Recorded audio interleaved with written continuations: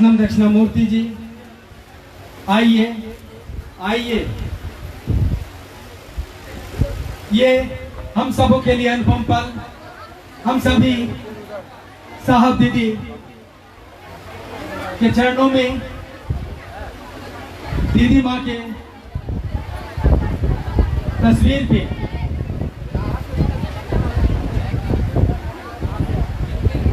अभी दीदी माँ के तस्वीर पर माल्यार्पण में हम सभी भाग ले रहे हैं, जिनके बारे में हम आप सोचते रहते हैं, जीते रहते हैं, जो हमारे आपके जीवन के, आध्यात्मिक जीवन के प्राण है, प्राण वायु हैं। उस दीदी माँ की तस्वीर पे माल्यार्पण का यह अनुपम पल, हम आप सभी साक्षी हैं इस शाश्वत फल के। इस अर्पण में अपनी सहभागिता, अपनी कृतज्ञता का अर्पण करना है दीदी माँ के प्रति, जिन्होंने अपने सर्वस्व का दान किया हमारे आपके जैसे संतान के लिए।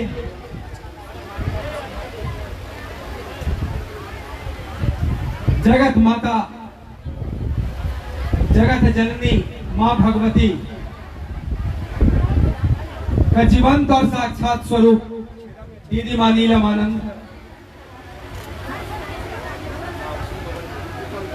मांगिए आशीर्वाद मां से कि हमारा आपका जीवन शुभ हो, हमारे आपके जीवन में दीदी मां की सहभागिता संबल देता रहे, उनका त्याग हमको आध्यात्मिक बल देता रहे। इस भाव से हम सभी प्रणाम अर्पित करते हैं मां के चरणों में।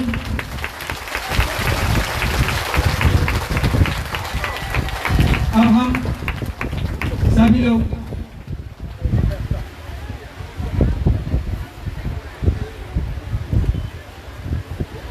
लोग दीदी बरखा आनंद जी के साथ दीदी माँ के चरणों में पुष्प गुच्छ अर्पित कर रहे हैं। आशीर्वाद दीजिए माँ। अब हम सभी लोग साहब जो आध्यात्म के प्राण वायु हैं, हम सबों के आध्यात्मिक जीवन के प्राण वायु, हमारे सभी के आदर्श,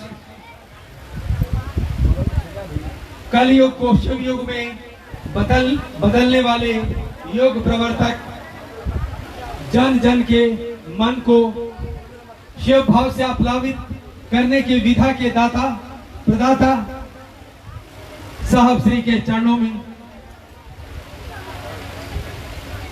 पुष्पार्पण, माल्यार्पण, उसके साथ साथ पुष्प गुच्छ का अर्पण, इस कामना के साथ आशीर्वाद दीजिए साहब हम सबों को कि आपके संकल्प में हमारी सहभागिता दिनानुदिन उत्तम दर उत्तम होती रहे। इसी आशीर्वाद की कामना के साथ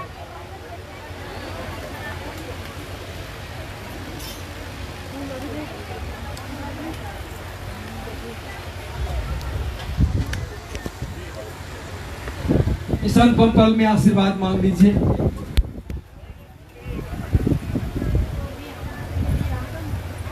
दया मांग ले शिव दातार के आगे, दया मांग लीजिए साहब दीदी के। दुनिया के सताए लोग यहाँ सीने से लगाए जाते हैं। अभी दीदी माँ की बात हो रही थी, उनके साथ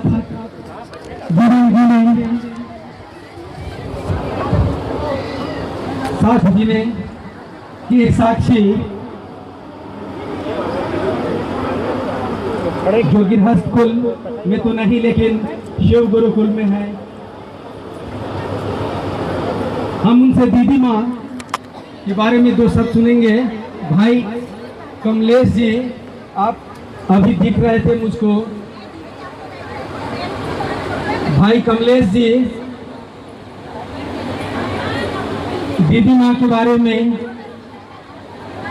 ये जिया है इन्होंने। उन दिनों की, जिन दिनों की बात हम आप कर रहे थे कि जहाँ बड़े भाइयों के भोजन की व्यवस्था होती थी और एकमात्र सारा भार दीदी माँ उठाती थी। पंखा एक भी नहीं लगाया है गधा से। उस दिन के साक्षी हैं भाई कमलेश जी। आज भी साहब दीदी के सानिध्य में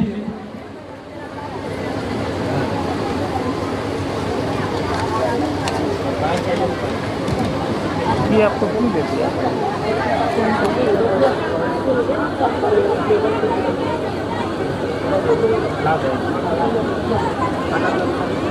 आइए आ गया।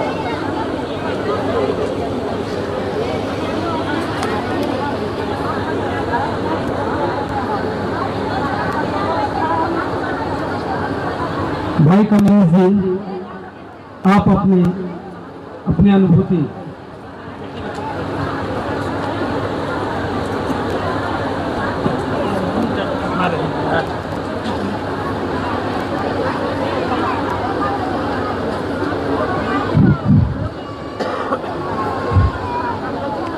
अभी हम सबों की दीदी के आज जन्मदिन का उत्सव के अवसर पर हम लोग इकट्ठे हुए हैं। हम यही कहेंगे कि ये शब्द में दीदी नहीं थी, ये भाव में दीदी थी, ये हृदय से दीदी थी। आज लोग शब्द में कहते थे किसी को दीदी, किसी को माँ, वो शब्द में नहीं। जो भी इनको दीदी अभी भी कहता है या उस समय भी, तो सच्चे दिल से ये दीदी थी और दीदी कहता था लोग मन से। और उसके पीछे कारण था कि ये भी भाई समझते थे और भाई के तरह किए। अभी जो हमारे सुमेंद्र जी द्वारा जो कहा गया कि यहाँ दुख दर्द मिटाए जाते थे, ये शब्द में नहीं है, बिल्कुल सही बात है कि वो अपने खाना खिला देते थे, अपना पैसा दे देते थे, अपने छोटा सा जो आवास उनका अलॉट था उसमें ही सबको व्यवस्थित ढंग से रख लेते थे। अपने हमने देखा है कि साहब ऑफिस से आते थे और खाना बना हुआ रहता था और कोई बैठा हुआ है तो कहते थे कि मेरा खाना इसको दे दो और वो चले जाते थे। ये देखा हुआ है, सुना हुआ बात नहीं है।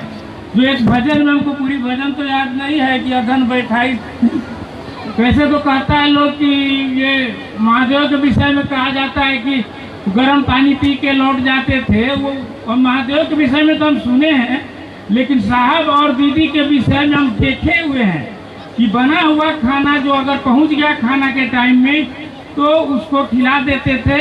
अपने फिर बाद में व्यवस्था होता था और लोग खाते थे और कोई वहाँ उपवास नहीं रहता था।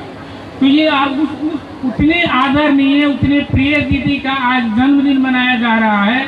हम लोगों के लिए बहुत सौभाग्य की क्षण है जो ऐसे आत्मा को, ऐसे पर्सनालिटी को आज हम लोग सदा सुमन करने के लिए एकत्रित हुए हैं। ये सबको सौभाग्य नसीब नहीं है। ये जिन पर इनकी दया होती है साहब और दीदी की और महादेव का, वही इस आयोजन में आ पाते हैं, अन्यथा नहीं आ पाइएगा।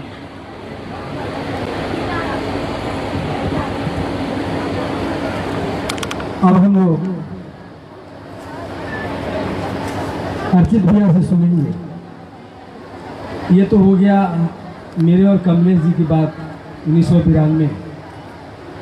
ये तो गर्भ में ही सब कुछ इन लोगों ने सुना है, सीखा है। ज्येष्ठ पुत्र हैं दीदी माँ के। आइए उनसे सुनते हैं उनकी अभिव्यक्ति, एक पुत्र के रूप में, एक शिव के शिष्य के रूप में।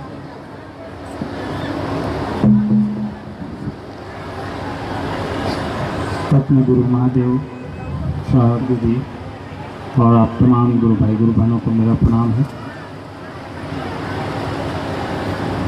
आज दीदी का 71वां अवतरण दिवस यानी कि जन्म दिवस भी हम लोग कहते हैं इनको। आज से 71 साल पहले जब दीदी का जन्म हुआ, कहाँ हुआ, किस घर में हुआ, किस जगह पे हुआ, ज़्यादातर लोगों को पता है। उस घर में पैदा होने के बाद दीदी की जीवन यात्रा में साहब श्री आए, यूँ कहें कि दोनों एक दूसरे की जीवन यात्रा में आए।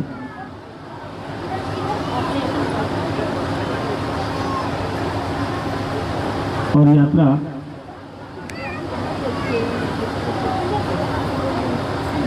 शुरू हुई, जो अनवरत चल रही है, आगे भी चलेगी। आदमी का दाम्पत्य जीवन हर आदमी का होता है, दुनिया में जो आया है उसके साथ दाम्पत्य जीवन में एक दूसरे को जो प्रकृति का नियम है उसके तहत गुजारना पड़ता है। लेकिन यहाँ पे कहानी कुछ अलग है। साहब और दीदी ने सांसारिक कर्तव्यों का निर्वाह करते हुए,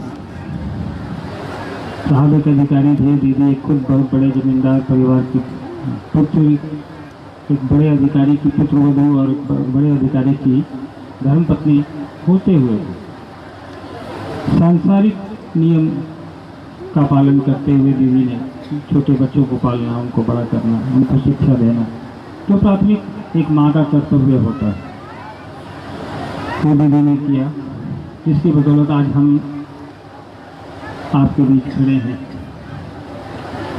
ये हर माँ करती है, अपने बच्चों को उस लायक बनाती है कि वो समाज में खड़ा हो सके, उनके साथ कदम से कदम मिला के चल सके। और दीदी ने जो संस्कार दिए हम लोगों को, और कालांतर में जब शिव की चेष्टा ने दीदी और साहब ने संसार को बताना शुरू किया, जोड़ना शुरू किया, तो शिव से जुड़ने के जो नए आयाम साहब दीदी ने हमको आपको दिए, वो एक दूसरी दुनिया थी। सामान्य दुनिया में आपके हमारे जैसे लोग रहते हैं, जीवन जीते हैं, आते हैं, बच्चे हैं, बड़े हुए, नौकरी की, शादी की, बच्चे हुए, बूढ़े हो गए और धरती से चले गए। लेकिन आज देखिए हमारे आपके जैसे करोड़ों लोग दीदी नीलम की जन्म तिथि के अवसर पर पूरी दुनिया में, पूरे देश में, जहाँ भी जो भी है, जितना सक्षम है, वो उनकी जन्म तिथि को अपने अपने तरीके से मना रहा है। साहब ने जब शरीर में कहा था जब कि दीदी नीलम का जो जन्मोत्सव है वो हम लोग एक दिवस के रूप में मनाएंगे, कुछ दिनों की याद में, दीदी की याद में हम लोग हर एक आदमी एक न एक वृक्ष लगाएगा, पौधा लगाएगा, जो निरंतर आपको हमको याद दिलाता रहेगा कि ये हमारी दीदी की स्मृति में लगा हुआ है।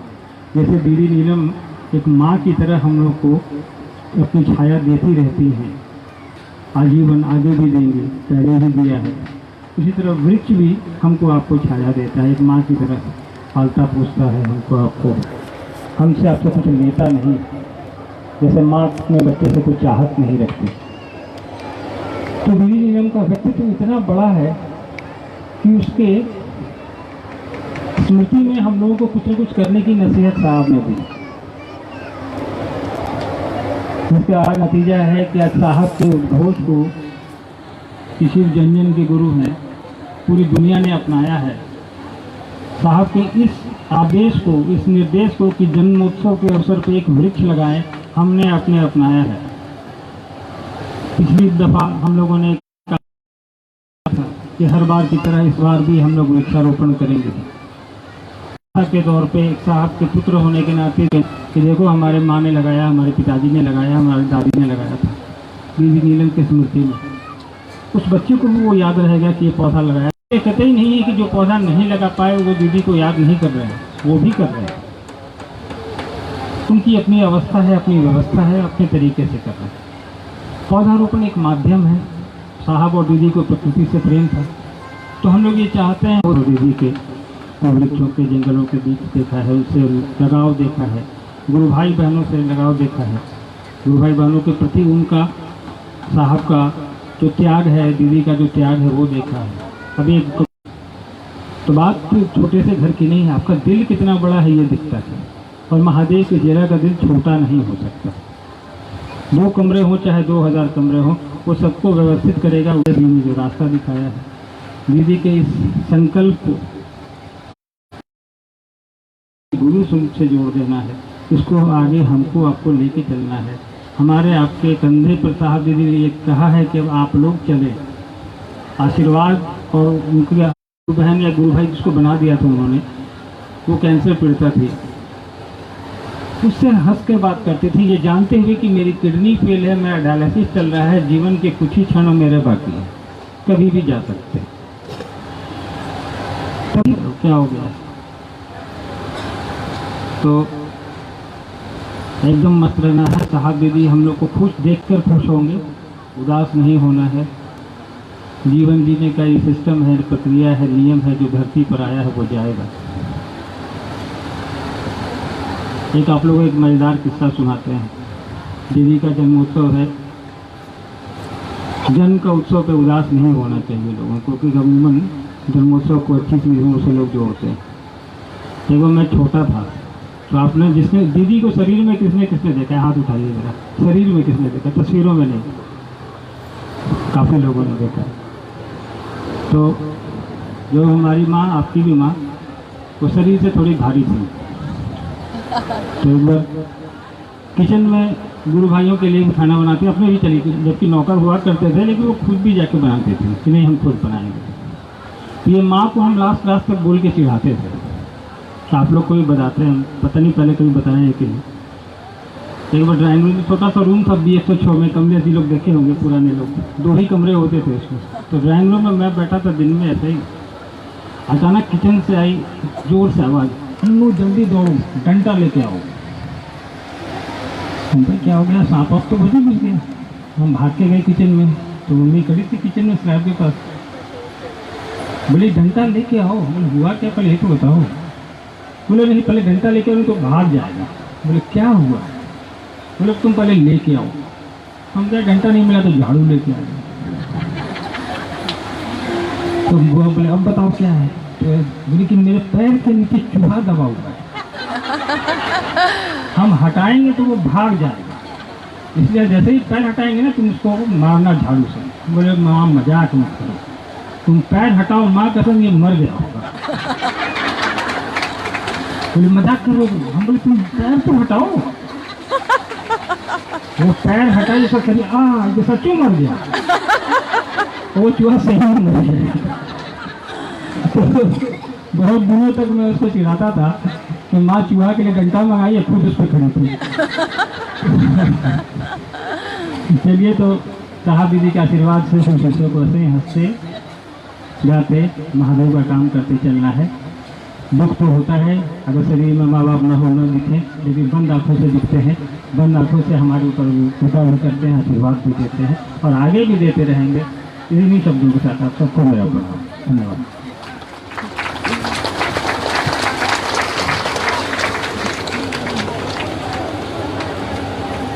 आइए आप हम लोग सुनते हैं कुछ ऐसे अनुपम पल जो दीदी बरखा आनंद जी ने दीदी माँ के साथ गुजारे हैं, कुलबधू के रूप में, फिर कालांतर में साहब दीदी के साथ शिव शिष्या के रूप में बिताए हुए अनुपम पल के कुछ हिस्से को सुनते हैं।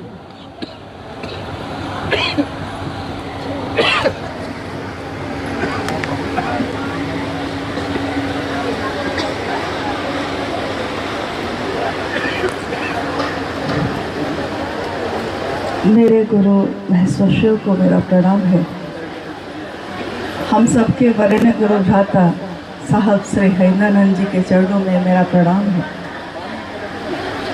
माँ ममता बड़ी माँ, शक्ति स्वरूपा माँ दीदी नीलम आनंद जी के चरणों में मेरा प्रणाम है। और साहब के उपवन में उपस्थित आप सभी गुरु भाई गुरु बहन के चरणों में मेरा प्रणाम।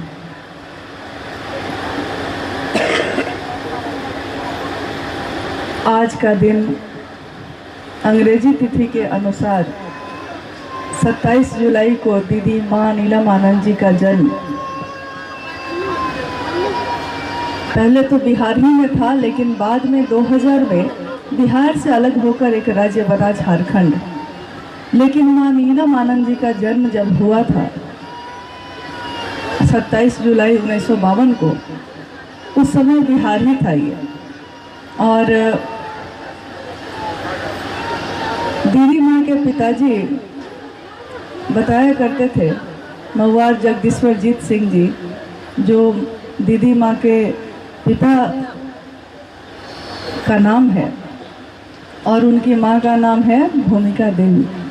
दोनों अब शरीर में नहीं हैं, लेकिन उनके जीवन के असंख्य घटनाओं को उन्होंने समय समय पे बताया। उस समय उन्होंने कहा कि जिस दिन उनका जन्म हुआ, हिंदी तिथि के अनुसार उस दिन नाग पंचमी का त्यौहार था, और जिस बिस्तर पे जन्म हुआ था माँ नीलम आनंद जी का, उस बिस्तर के नीचे काफ़ी संख्या में एक जगह झुंड में सांप के बच्चे थे। लोग थोड़ा घबरा गए कि अरे इतने सांप के बच्चे बिस्तर के नीचे कैसे आ गए। बाद में उनके बचपन से की घटनाओं को जब वो बताते थे उनके पिता, तो वो बताते थे कि दीदी माँ को जंगल से और जानवरों से, पशु पक्षियों से काफ़ी प्रेम रहा। मतलब इंसान के प्रति ही करुणा नहीं थी उनकी, हर जीव के प्रति करुणा थी। ये एक माँ का मानवीय गुण जो होता है एक माँ का, कि करुणा। साहब ने एक बार कही थी एक बात कि शिव की करुणा का ही एक भाग है दया। करुणा उसका समग्र रूप है, पूरा रूप है, और माँ को कहा जाता है करुणामयी माँ।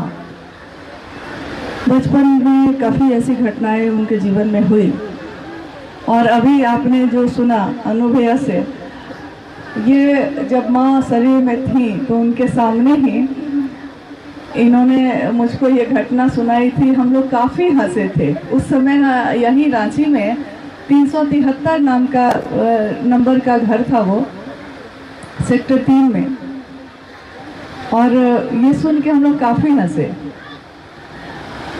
माँ भी खूब हंसी। हम बोले कि सच में हमको लगा नहीं था कि वो मर जाएगा, लेकिन जैसा अभी सुमंदर भाई ने कहा कि घर में आना और एक शिष्या के रूप में उनके साथ एक सफ़र तय करना, ये मेरे इस मानव जन्म का सबसे सुंदर पल रहा है। ये न जाने कितने जन्मों के लिए काफ़ी होगा। एक कार्यक्रम में, दीदी के जन्मदिन पे ही एक कार्यक्रम हुआ था रांची में। उस समय साहब ने एक घटना बताई थी कि वो जीप से लौट रहे थे और जा रहे थे, पटना से जा रहे थे मनातू।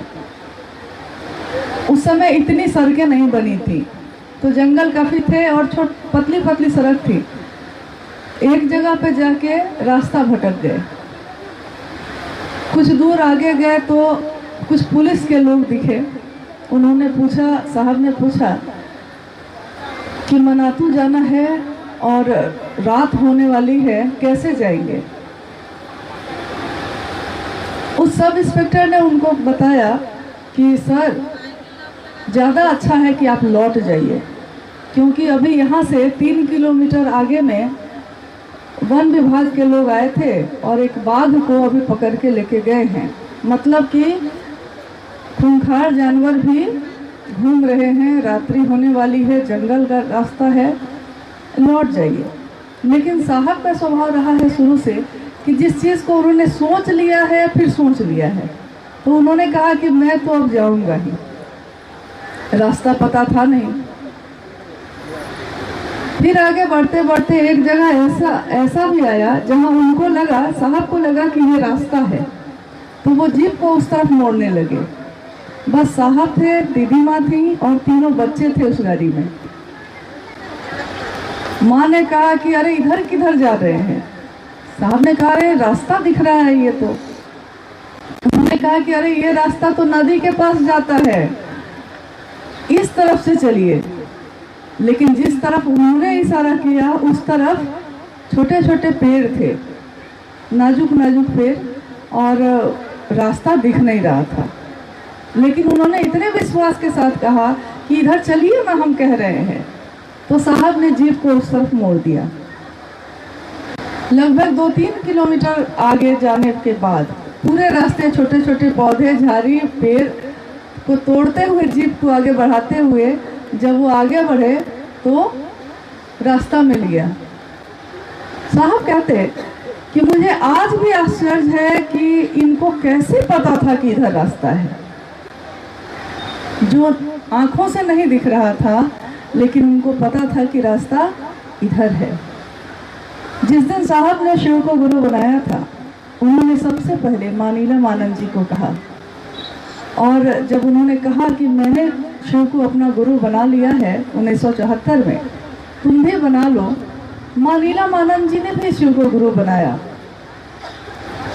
और बाद में जो घटनाएं होती गईं, कुछ चमत्कारिक घटनाएं हुई, फिर आध्यात्मिक घटनाएं हुई।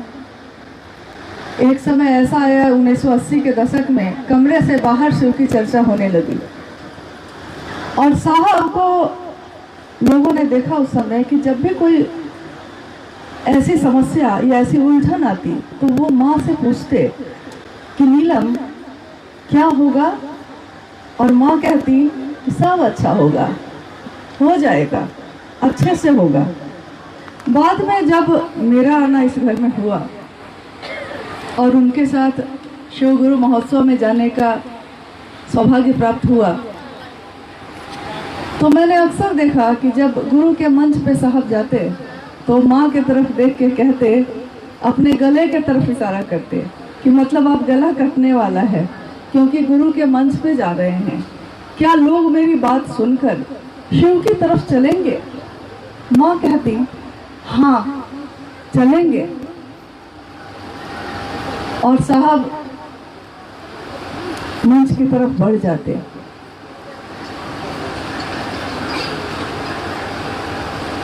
शरीर में रहते हुए उन्होंने जो बल दिया है पूरी दुनिया को शिवशिष्टा का, वो शरीर में न रहते हुए भी आज भी लोगों को महसूस होता है, एहसास होता है उसका।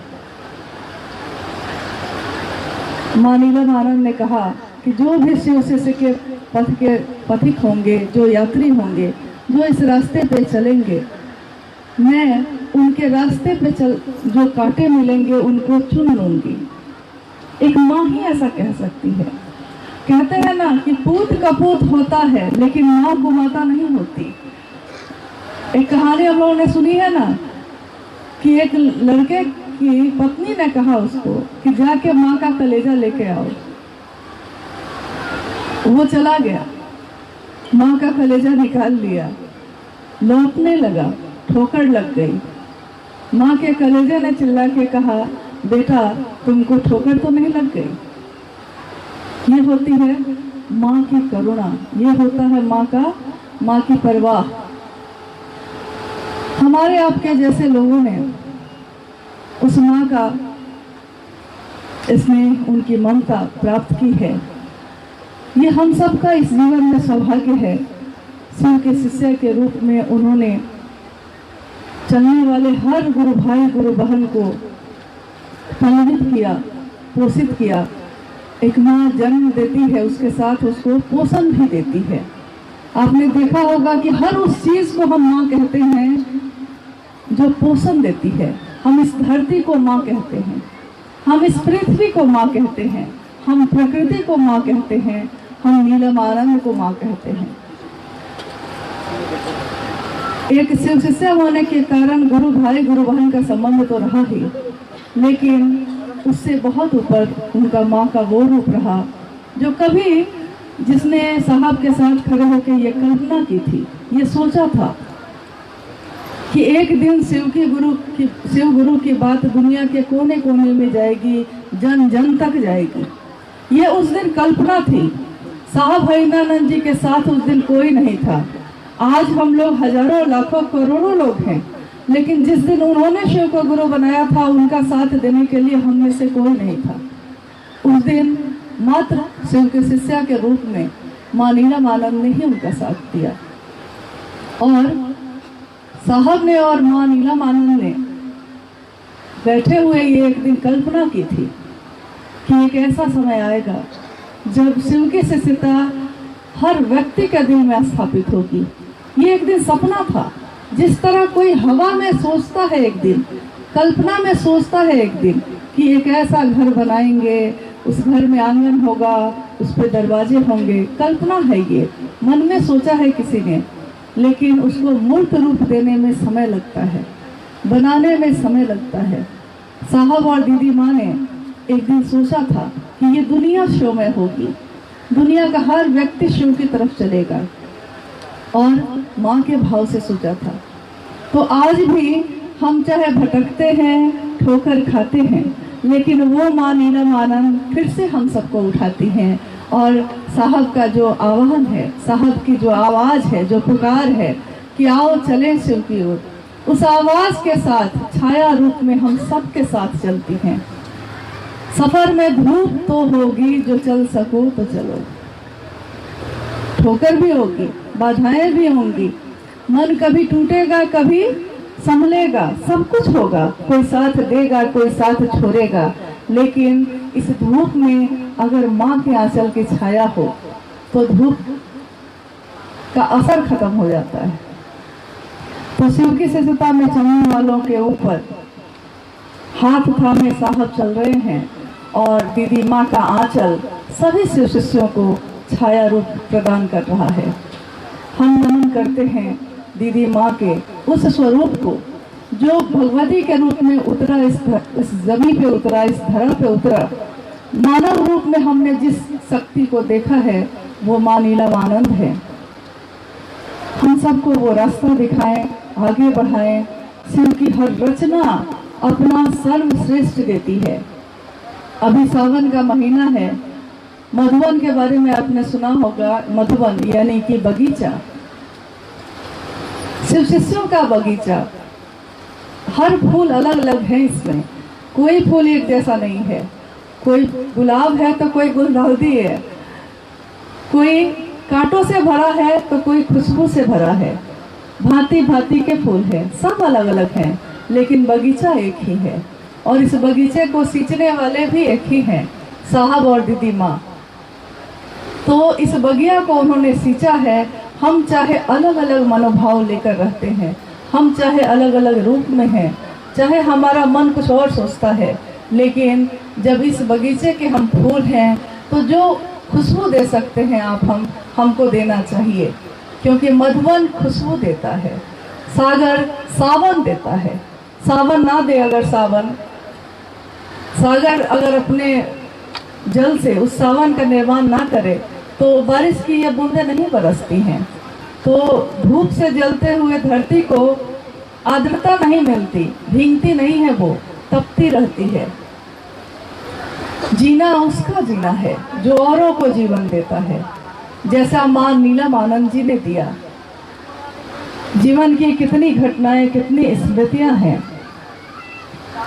जब वो साहब को विदा करती थी कार्यालय के लिए, उसके बाद उसी 373 में हम लोग कुछ लोग बच जाते थे और टहलते हुए कितनी बातें करते थे, गुरु भाइयों के बारे में, गुरु बहनों के बारे में, शिव की शिष्यता के बारे में, साहब हरिनानंद जी के बारे में, उनके जीवन के बारे में, और उनकी सोच, उनकी बात जैसे एक आह्लाद से भर देती थी, आनंद से भर देती थी। उनकी उपस्थिति चाहे कहीं भी होती थी तो वहाँ का आसपास का परिवेश भी, वहाँ का माहौल भी वही हो जाता था, राजमणि नीलम जैसा। राजमणि नीलम कहा जाता है उस मणि को जो नागराज के सिर पे सुशोभित होता है, और वो शिव के सानिध्य में है। साहब और दीदी दोनों हम सबको रास्ता दिखा रही हैं। हम चाहे विचलित हों चाहे जो हों, लेकिन हम सबका जो उद्देश्य है, जीने का जो उद्देश्य है, जो साहब दीदी ने दिया है कि हम खुद भी स्वयं में यथार्थ में शिव के शिष्य बने और दूसरों को प्रेरित करें। अगर लक्ष्य हमारे सामने हो, अगर मंजिल हमारे सामने हो, तो रास्ते के गड्ढे दिखाई नहीं देते। मौसम बदलते हैं, आते हैं जाते हैं, कभी भी एक जैसा मौसम नहीं होता, लेकिन मंजिल पे को देखकर चलने वालों के लिए रास्ता सुगम होता है, क्योंकि उसको पता होता है कि हमको जाना कहाँ है। साहब ने कहा मंजिल है भगवान शिव स्वयं, रास्ता है शिव की शिष्यता का, और ये रास्ता है शिव की शिष्यता का राजमार्ग, जिस राजमार्ग पे दुनिया के सारे लोग भी चलेंगे एक दिन। तब भी यहाँ पे साहब ने एक दिन हंस के कहा कि ट्रैफिक जाम यहाँ नहीं होगा। दुनिया की सड़कों पे ट्रैफिक जाम होता है, लेकिन शिव की शिष्यता में चलने वाले सब के सब चलते हैं, कभी यहाँ जाम नहीं लगता। सही अनुभव ने कहा कि शिव की शिष्यता हंसना सिखाती है। कभी कभी हम लोग कहते थे, साहब के सामने कोई जोर से हंसने लगता था तो हम लोग को लगता था कि बेअदबी हो गई क्या, कोई जोर से हंस रहा है। तो साहब कहते कि अरे जीवन में तो दुख ही दुख है यार, जीवन में तो कांटे ही कांटे हैं। महादेव के पास बैठ के भी अगर नहीं हंसे तो कहाँ हंसेंगे।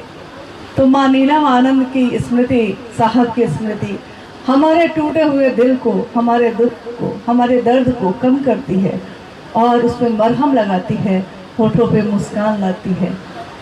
ये जन्मदिन उनका सबके जीवन में उल्लास का कारण बना है, बनता रहेगा, क्योंकि इस धरती पे वो आई और अपनी सुगंध ऐसी बिखेरी कि आज भी सुवासित है सारा माहौल। ऐसा नहीं है कि खत्म हो गया है शरीर के साथ। साहब ने कहा कि साधु कब की मौत नहीं होती, साधु कभी शरीर से आते और जाते जरूर हैं, लेकिन जो ऊर्जा इस धरती पे उतर गई वो ऊर्जा फिर वापस नहीं जाती। पिछले साल 28 मई को हम लोग काठमांडू गए थे साहब के साथ, और वहाँ काठमांडू नेपाल की राजधानी है वो। काठमांडू की संगोष्ठी में एक गुरु भाई ने साहब से खड़े होकर कहा कि साहब ने उस दिन कहा कि मैं चर्चा नहीं करूंगा, जो पूछेगा उसका जवाब दे दूंगा। तो एक गुरु भाई ने खड़े होकर कहा कि जी साहब, मुझको लगता है कि मैं शिव को गुरु बना के फंस गया हूँ। तो साहब जोर से हंसने लगे। उन्होंने कहा कि यार तुम क्या फंसे हो जो मैं फंसा हूँ, मुझको तो किसी ने धकेल ही दिया है इसमें। एक गुरु भाई ने कहा कि मुझको लगता है कि आप हम लोगों को छोड़ दिए हैं। साहब ने उत्तर दिया कि अगर छोड़ देता तो यहाँ क्यों आता, और कल को मैं शरीर में भी न रहूंगा, लेकिन इस धरती से मैं जाने वाला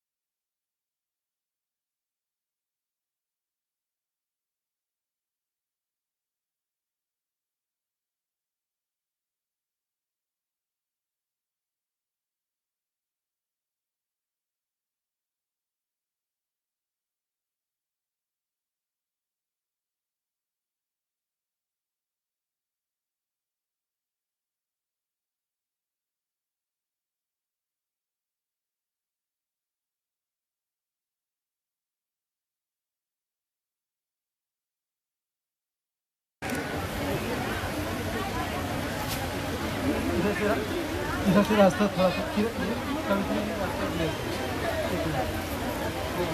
अब हम लोग दीदी माँ के चरणों में, साहब के चरणों में पुष्पांजलि अर्पित करेंगे। पुष्पांजलि क्या हृदयांजलि देना है हमको आपको। पुष्पांजलि का आरंभ हम चाहेंगे, हम सभी चाहेंगे कि अन्नू भैया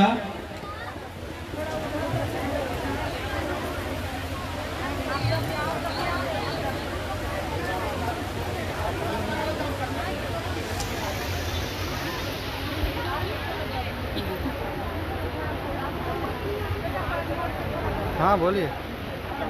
हाँ आ रहे हैं। अन्नू भैया हम चाहेंगे कि पुष्पांजलि का आरंभ ठीक है, एक मिनट। उनके दीदी बरखा आनंद जी हैं।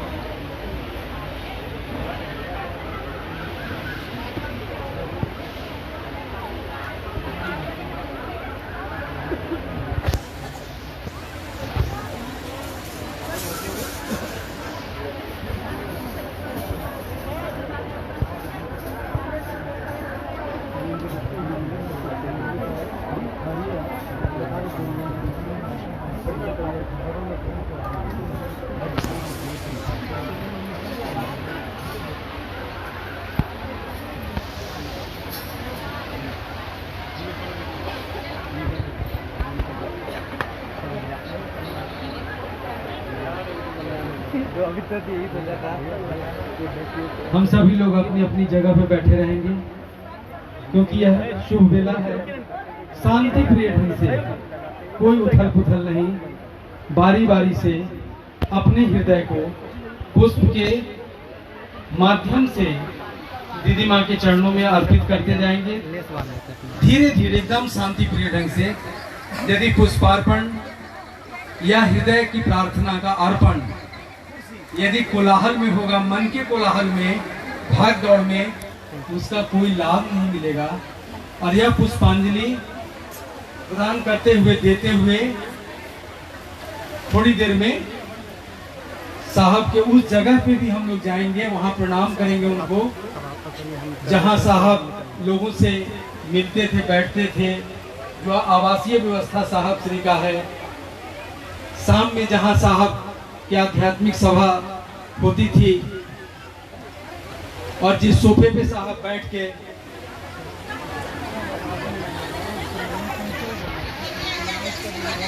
और जहां पे उस सोफे पे जहां भगवती, महादेव, आसमान की बहुत सारी शक्तियां उस पर बैठी हैं, साहब के साथ वार्ता किया है, उस सोफे का भी दर्शन करेंगे। साहब ने कहा था, मेरी कानों ने सुना है कि जो इस सोफे को प्रणाम कर लेगा उसका शुभ तो सुनिश्चित है यार। क्यों? इधर से भैया बोले खाली करवाने के लिए, ये लोग यथावत हुई, ये रास्ता जाम कर दिया है लोग। ऐसा इसलिए कहा क्योंकि साहब ने उस सोफे पर महादेव को भाव से कॉफी दिया। वो सोफा बहुत पुराना है, अब देखें बहुत पुराना, लेकिन अब उसको मेंटेन करके नया ही है वो। और महादेव से प्रार्थना किया कि हम लोग कॉफी पी रहे हैं, बॉस आप ही पीजिए। और एक कप कॉफी रखी गई और वो कॉफी आधा कप में बदल गई। यानी महादेव ने संकेत दिया कि मैं आया, मैं तुम्हारे बुलावे पर आता हूँ। ये वो सोफा है, वो जगह है जिस पे हम लोग जाएंगे और आप सभी लोग बैठे रहेंगे। अभी आप लोग बैठेंगे। देखिए हमारे गुरु भाई गुरु बहन लोग धूप में खड़े हैं, कोई जगह नहीं है उनके पास, उनको थोड़ा आराम दीजिए। अभी ना आपने सुना कि जो आराम देता है बैठ जाइए, मतलब बैठिए। अभी आप बैठे हुए तमाम गुरु भाई गुरु बहनों से निवेदन है कि बैठे रहिएगा, आप उन्हें आराम दीजिए जो आपको छांव दिया है और खुद धूप झेला है। यदि इतना भर भी हमारे दिल में सुकून नहीं है तो फिर क्या अर्थ हुआ हमारे जीवन का और उसमें इतने सुंदर सुंदर भजन का।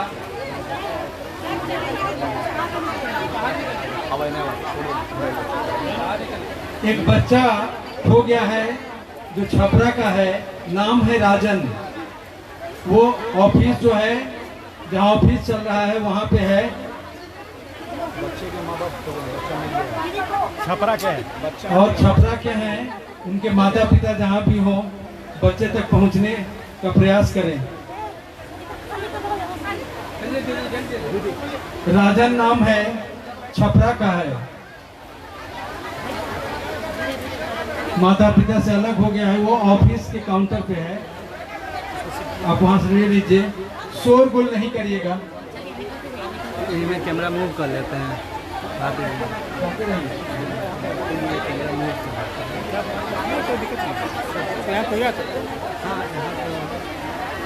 एकदम बिल्कुल शांति प्रिय ढंग से हमको आपको परिचय देना है आज।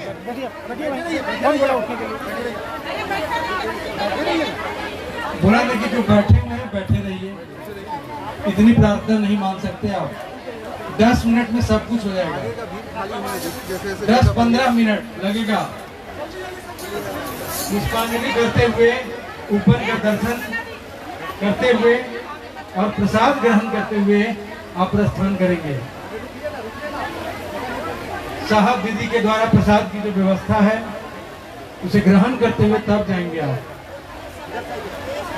आप घबराइए नहीं।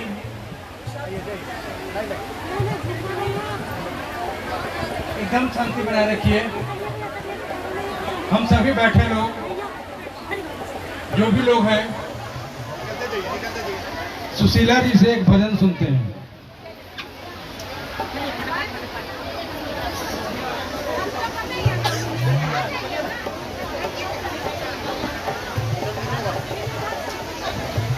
तेरे दर पे ओ मेरे दीदी, तेरे दीवाने आए हैं।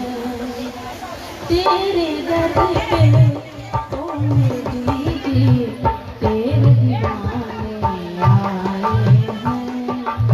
तेरे दर पे ओ मेरी दीदी, तेरे दीवाने आए हैं। तेरे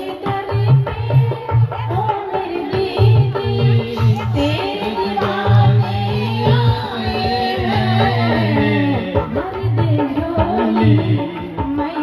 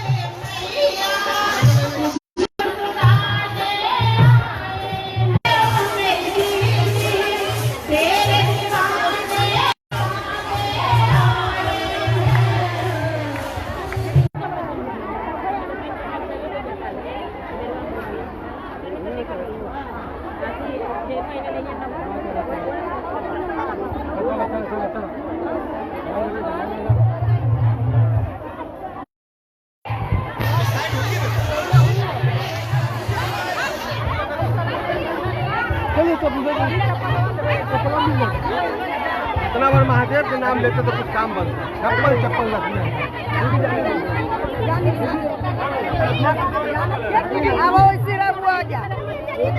हाँ हाँ वो निकल बा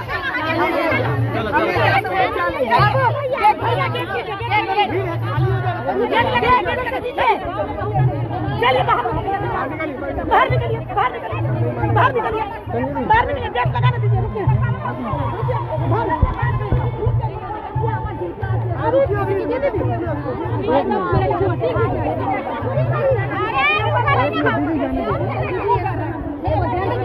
चप्पल रोकिए आप लोग।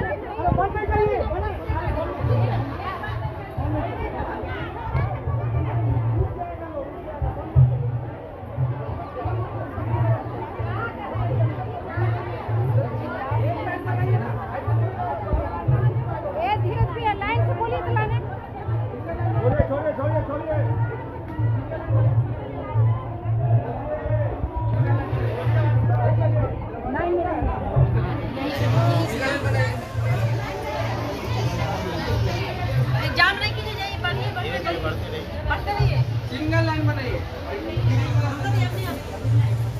एक लाइन बनाइए, सिंगल लाइन, सिंगल लाइन बनाइए, सिंगल लाइन बनाइए, सिंगल लाइन बनाइए, सिंगल लाइन बनाइए। वहाँ कैसे बनेगा? छोटा दरवाजा है।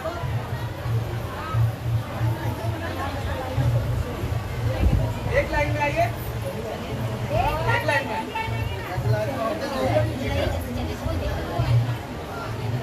एक लाइन में आइए। आप कैसे निकल जा रहे हैं? एक लाइन में आ जाइए, ठीक है।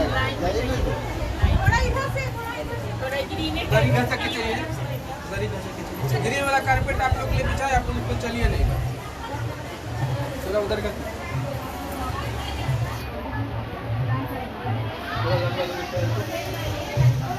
आइए थोड़ा दूर से आइए, आइए।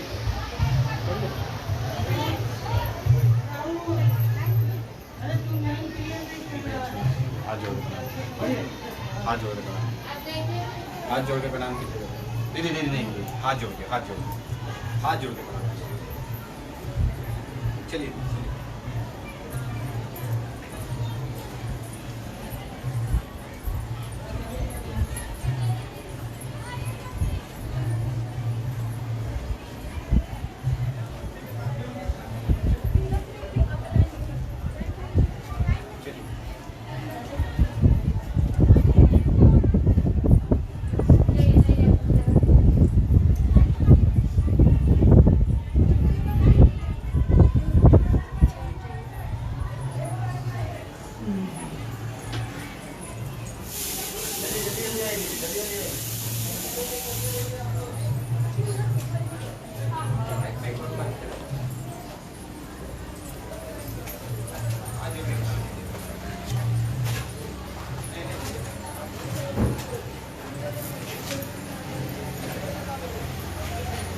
चलते रहिए आप लोग।